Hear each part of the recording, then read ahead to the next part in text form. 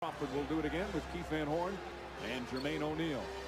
O'Neal easily wins that one, and the Pacers will start us off in Game 5. In fact, 3 of the 4 so good at home this year. The 3rd best home record in the NBA behind Sacramento and LA. They were 33-8. Todd McCullough gets started. That's a tough shot right there by McCullough because Miller held his ground, put his arms up. McCullough shot that from not Miller 0 for 2 to start. Ball knocked loose, and O'Neal puts it in, but credit Brad Miller for tipping that. A stat from Game 4 that shows you Jason Kidd wasn't right. He only had 1 rebound. That's a 3 for Van Horn.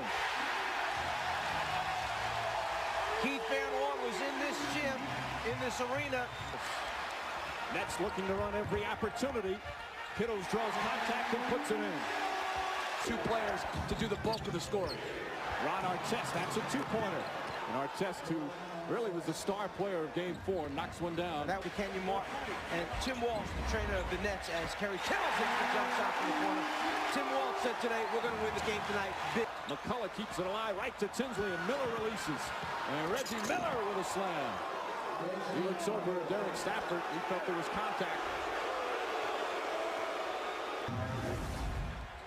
This is a long lead pass, Tinsley to Miller, and right here, Miller figures on the dunk. There's got to be contact here as Kittle challenges the shot. The officials felt no contact, play on. Just past the midway point, and you see the quick start for the Nets. It slowed down. Pretty move from Jason Kidd. That was his first one of the night. Jason Kidd misses. Kenyon Martin, the emphatic foul. So when the ball's up on the board, he's overmatched in the offensive rebounding department. Artesto answers back with a 3-pointer. He has the strength to deal with it. Aaron Williams. No one went for it. Kevin Ollie picks it up. Lucius Harris and Kenyon Martin looked at each other, and Ollie was the aggressor. And when Ollie made his mind up, I'm going to go get it. There's a loose ball here. Who's going to get it? Martin waits. He thinks that his teammate's getting it. Harris thinks that Martin's getting it. Ollie will finish this thing off. An easy 2 for Indiana.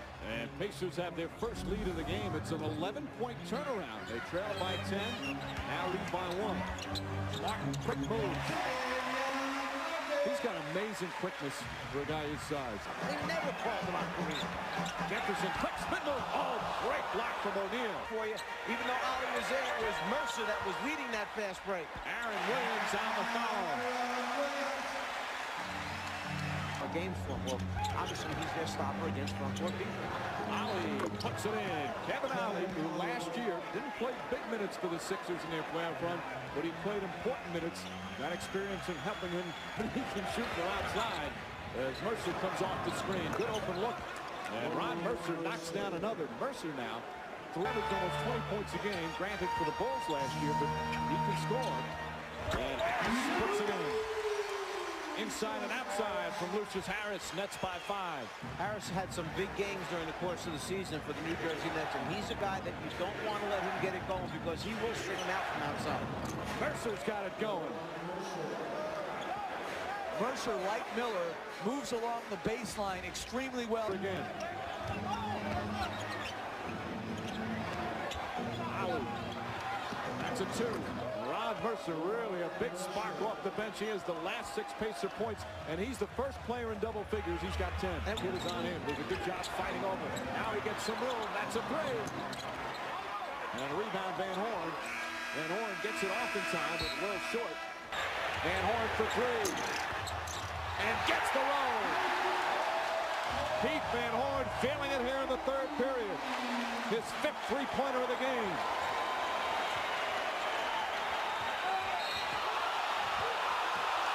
And a foul against Van Horn, who gets hit with a technical foul. An unlikely reaction from Keith Van Horn. Foul number 44, Keith Van Horn, that is his 3rd.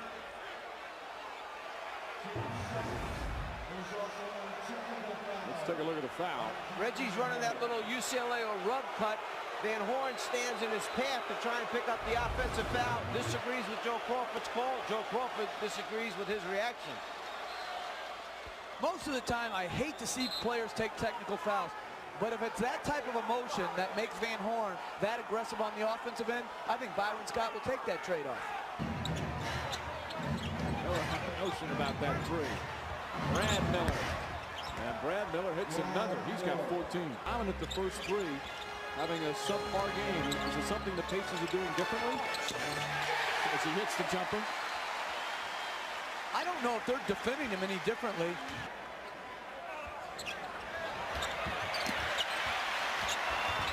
Kittles gets it. That was a tough pass. He caught it from behind, gathered himself and made a nice play. Huge three in game 3. Miller for 3. Reggie Miller from downtown. They're starting to switch pick and rolls, getting some mismatches in the post, but a bigger mismatch is a big play in Miller behind the three-point line. Yeah, Reggie took advantage of it, got the shot. Van Horn misfires. Martin snatches it. Oh, what a terrific athletic play from Kenyon Martin. O'Neal one-on-one with Kenyon Martin. O'Neal spinning. Tough shot, and he knocks it down. Almost predetermines what he's going to do, Jermaine O'Neal. He'll get inside. Martin. Again, the jump hook. That is his go-to move. I'm going to say it once more. Left driver, left to right spin. You've got to take away what people do best. Ollie fighting off Jason Kidd, who wants to post up. Can't get him the ball. Good defense from Ollie. Jefferson, nice drive. Final seconds. Miller, Foster at the buzzer. Well short. And that will end the third quarter. Night to get him out of the first round. I don't agree with that assessment. Jermaine O'Neal banks one in. It's almost like stuff I'm hearing about Kevin Garnett in Minnesota. Like, you know, Dartest draped all over him. Martin, Kenyon Martin, big shot. He's got 22. Martin was 6 years old when they won that series. Again, the only playoff series the New Jersey Nets have won in the NBA. Oh, and a shot from Kidd.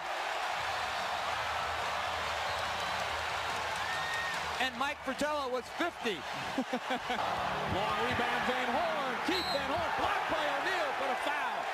It's not against O'Neal, the foul, but it is against Indiana. I believe they call it on Artest.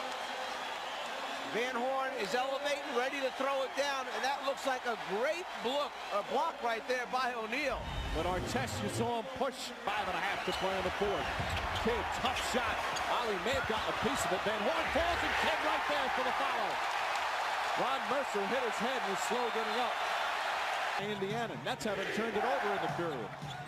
Artest, hard drive to the basket. On Artest with a very big bucket. It's one of the few times that we've seen Indiana try to put pressure. Williams to Van Horn. And a foul.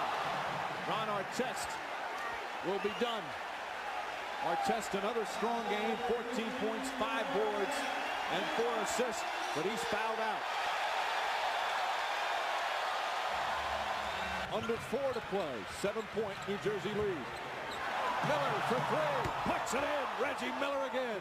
Again, in transition, instead of putting his head all the way into the rim to receive the pin down, he got it very high, which opened up the three-point. On over the limit for foul. So every time they foul New Jersey, they'll be shooting at bonus situation. Jersey only with 1 personal foul here as Jason Kidd hits the jump shot. Kidd. O'Neal. Kittles goes to double. O'Neal powers in. Tough shot, and it's a 1-point game. A 10-2 run right now for the Indiana Pacers over the last 4 minutes. What was a 9-point lead has been cut to 1. Kidd the jumper, puts it in. Jason Kidd, another big bucket. Jason Kidd just answered the challenge. The challenge that they posed to him was, we're going under the Kidd. Watch the defensive player, Ollie, go underneath the screen. Kidd has to stop, pull up, and get the look. They only have a little space before O'Neal shows, but he makes it. Now here's Reggie. Jason loses his footing. That's about as wide open as he's going to be and about as dangerous as you could ask for if you're New Jersey. But Miller misses the shot. All the strategy must have been explained then in this last timeout, because that's it. Miller coming off the screen. Van Horn switches. Miller tries to get the foul, and he does. Van Horn goes for the fake. And 3 free throws coming up for Reggie Miller, one of the premier free throw shooters in the history of the NBA. You know when there's a great shooter, you switch on to him. The idea is to stop him from catching the basketball. Here comes Van Horn. There's the switch out. He switches out late. Make him go back door. 2's not going to beat you. But why would you leave your feet in this situation? Go straight up, make him shoot it over the top of you. You got him way back behind the three-point line. What a smart player Reggie Miller is. The shot fake off the dribble pickup is very difficult to keep your discipline and stay down, especially late in the game. More players should use that move. Miller 19 of 21 from the line in the series. Van Horn is fouled out. Icing him. He probably doesn't think it's going to work, but the net player on the last free throw has to make sure they don't lose concentration because of his great free throw shooting ability and block out. Oh, Miller missing the free throw, and the crowd delirious. 2-point game. Make it a 1-point game. Again, the Pacers out of timeouts.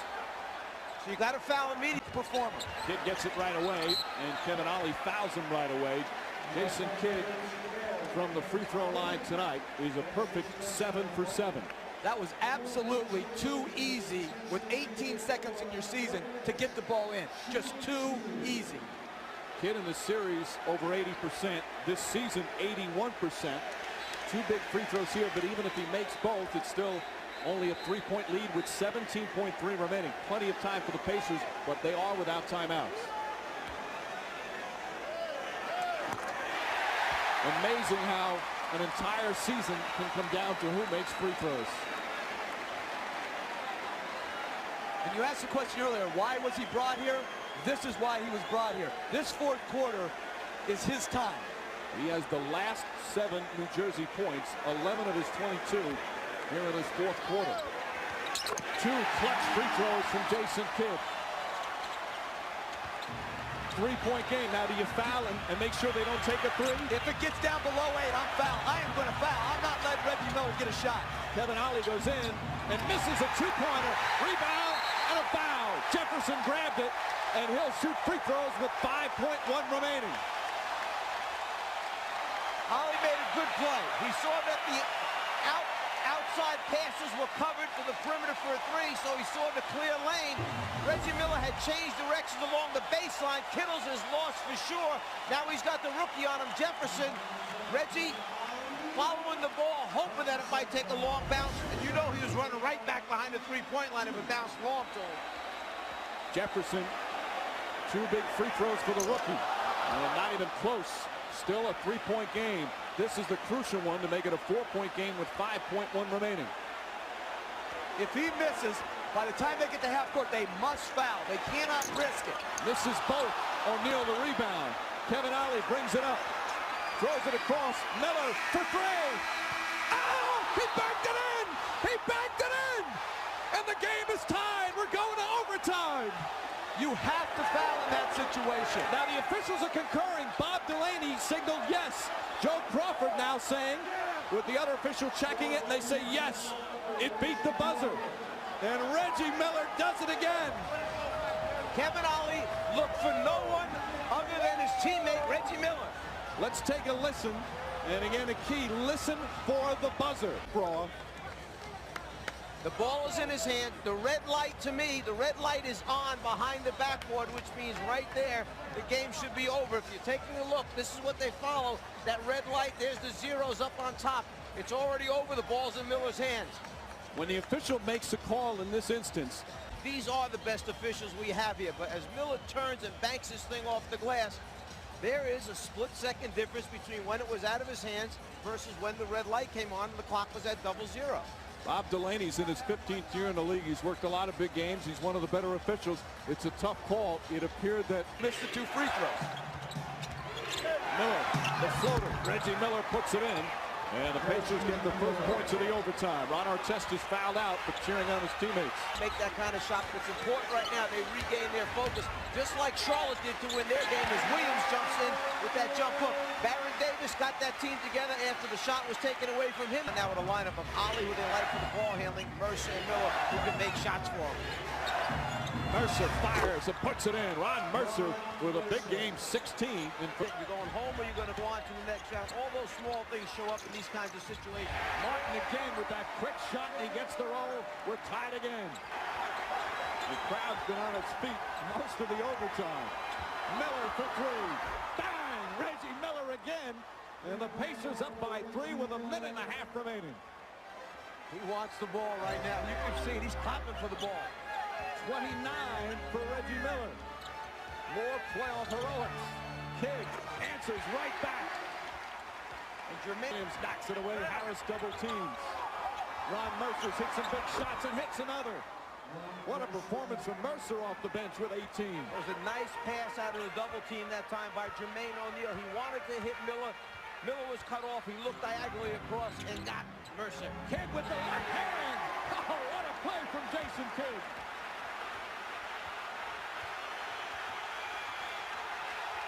Final minute. Game 5. 1-point game. Kidd's got to stay attached. Kevin Ollie on the pull-up. Way short. And Kenyon Martin able to grab it. And a foul on Brad Miller. His momentum pushed him in. For the Pacers, only their third team foul, so no penalty yet. Nets ball with 29.9 remaining. Now, this is a shot Reggie Miller is used to making. This floater, when you get up in the air and you're kind of like off balance, Miller's made 100 of those things. But for Ollie, that's not the norm. And they changed the matchup. They put Mercer in. Martin with the slam on the Kidd penetration. Nets back by 1 with 26.2 remaining. Number 1 seeded because they've been able to make stops. They've got O'Neal and Miller on the same side of the floor. That's where they want to play from. They go back to O'Neal. Martin right up on him. O'Neal spinning, stolen by Kenyon Martin. And then the foul on Jermaine O'Neal. Kenyon Martin with a terrific defensive play. And he'll shoot with 8.2 remaining. O'Neal is fouled out. Martin becomes the aggressor even though he's on defense right now. He's not going to let Jermaine O'Neal take it. Once he feels the ball is brought down low, he's got those hands in there. He wants to get a deflection before O'Neal can run that drop step spin move into the middle of the lane. Now Martin is not a great free throw shooter. In the series, he's 71%. During the season, just 68%. Here tonight, as you see, 2 for 3. Again, we could be in the same situation. Indiana has still a timeout. But if they make both and they decide not to take it on the push up the floor, New Jersey has to foul to prevent the 3. That, of course, if Martin hits them both and misses the first, it's still a 1-point game. Huge free throws. Remember that huge deflection in the Philly game when Derek Coleman got his hand on the missed shot, tipped it back out again. Martin hits the second, and Isaiah Thomas will use his final timeout right now. If they switch out. No fouls to give. Miller gets past Kittles. Miller inside with the slam. Reggie Miller ties it with 3.1 remaining. The Nets have a 20 left, and Byron Scott will use it now. Exactly what Coach Fratello just said. They were so worried about the 3 that he drove it to the rim, and he got the dunk. It's exactly what they wanted opened up. And Reggie was smart enough to understand we only need 2. There he is jumping out on the 3, and he goes right around Kerry Kittles, who uses up no time off the clock and trying to stop him. That's the threat of Reggie Miller. They're switching out on him. Don't let him get started on a 3, but play defense, for goodness sakes, instead of giving him a clear path to the basket.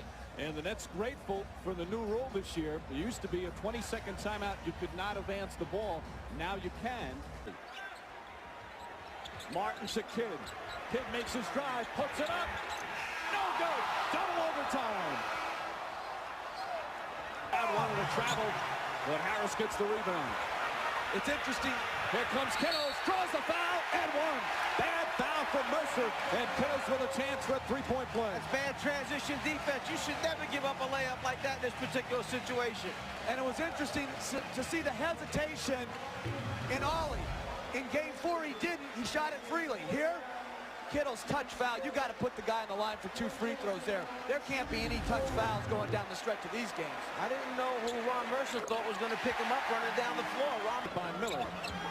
Ollie trying to go for the steal. Kidd knocks it down. That's the same shot that could have won it for him at the end of the overtime. Instead, it gives him a 5-point lead in the second overtime. Martin stays in front of him.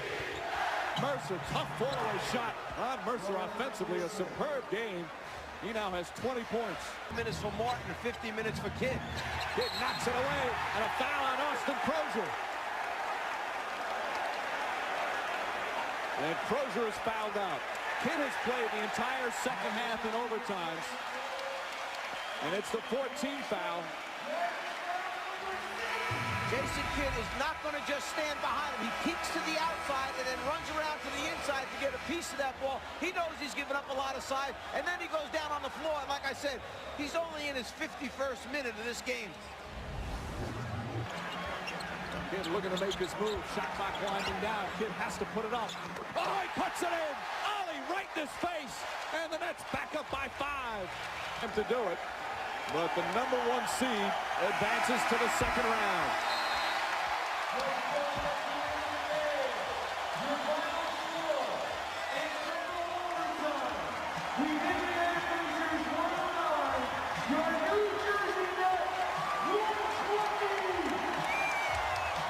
Some nice displays of sportsmanship as this hard-fought series comes to an end.